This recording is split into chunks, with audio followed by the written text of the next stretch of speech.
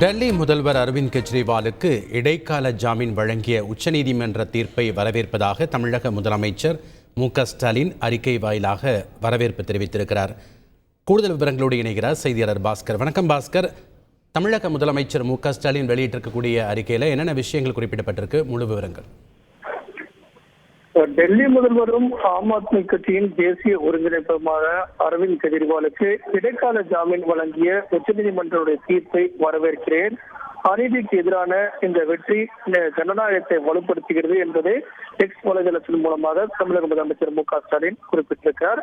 அரவிந்த் கெஜ்ரிவாலின் அந்த விடுதலை நீதியை அடையாளப்படுத்துவது மட்டுமின்றி இந்திய கூட்டமைப்பை பலப்படுத்துகிறது, இது தேர்தலில் வெற்றி பெறுவதற்கான உத்வேகத்தை உயர்த்துகிறது என்பதுதான் எக்ஸ் வலைதளத்துல தமிழக முதலமைச்சர் மு.க.ஸ்டாலின் டெல்லி முதல்வர் அரவிந்த் கெஜ்ரிவாலுக்கு இடைக்கால ஜாமீன் வழங்குவது குறித்து வரவேற்பு தெரிவித்து இந்த கருத்தை பதிவு செய்துள்ளார். நன்றி பாஸ்கர், உங்களுடைய தகவல்களுக்கு. செய்திகளை உடனுக்குடன் தெரிந்து கொள்ள உடனே சப்ஸ்கிரைப் பண்ணுங்க.